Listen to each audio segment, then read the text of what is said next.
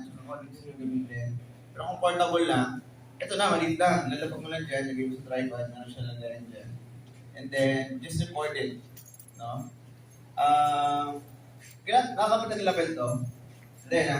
Hindi na. Pwede to, pwede to. Pero single channel lang siya. Isa lang yata yung lapel, isa lang lapel lang. Pwede ba? Order na. Just main game. So at least to, super linis ng sound niya. Yung phone naman, okay din naman yung phone, di ba? Pag nagre-record tayo. Pero ito kasi, nag-filter na rin talaga yung noise because of this red, no? Kung pinapusa yung pinatay mo dito. Tsaka mas maganda rin talaga na nakaseparate yun. Parang magka-problema yung video. May backup kayo na separate. Kasi minsan, di ba minsan nagmamadyo tayo, nakalimutan natin na yung volume ng audio natin or natatakpan natin yung camera. Di ba yung camera pag natakpan mo agad, puputol-putol agad siya. At least ito, safe ka. Na kahit nga wala yung image mo, meron kang sound na pwede mong gamitin doon sa docu and patungan mo lang siya ng existing na mga documents, no? So this is one, mura lang to. Mahal yung mga 4 channels, yung mga 4 na mga lapel. Yung pag 4 yung interview mo, or eksena siya na madami. Pero this one, okay siya. Ilang gig pa tayo nito? Actually, kahit ito nagdalhin mo eh.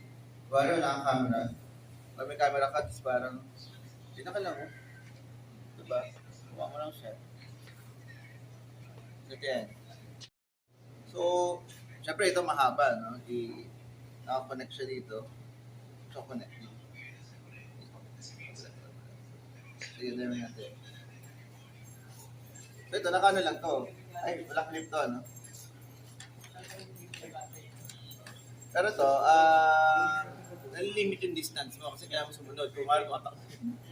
Or papabulsa mo sa kanya, di ba? So, ang tamang, sige, tamang saan tama ilalagay yung lapel?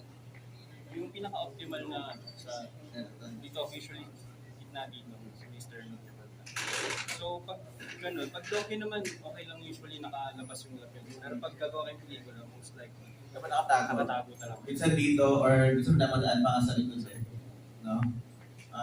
Sa Broadway naman, minsan, oh. Di ba, para napasok na din. Ano lang dito, malaki siya. Siya doon, magkalata, kita-kita siya. Pero okay lang yun, kasi document siya. No? Kung gusto mo siyang itago, kailangan mo siya ng ilagyan ng Lugo Plus.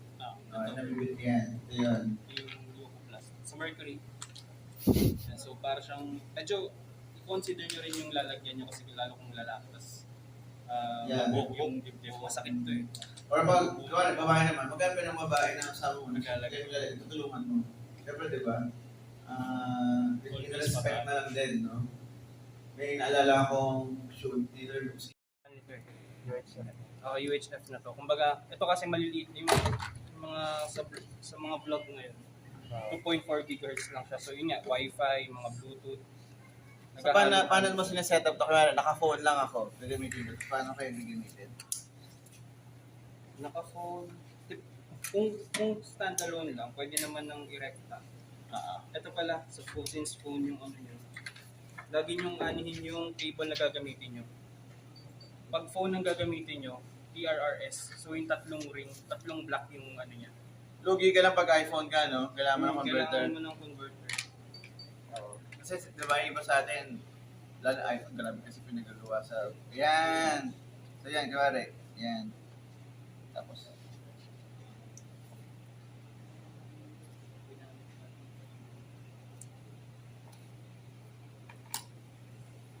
ito sa manabili to, Lazada to, Yes, with the shotgun. sa mga shop na to. Wala. Ito yung receiver, no? Tama. So, ito yung receiver, lead na lang eh, no? Ito na lang yun, no? Lalagay mo na lang siya dito. Pero pag yung app na ano, mas optimal siya, magagamit mo siya sa So, ganyan siya, parang pero, ganyan siya. Pero mas kung gusto mo mono lang halos yung mararecord niya sound.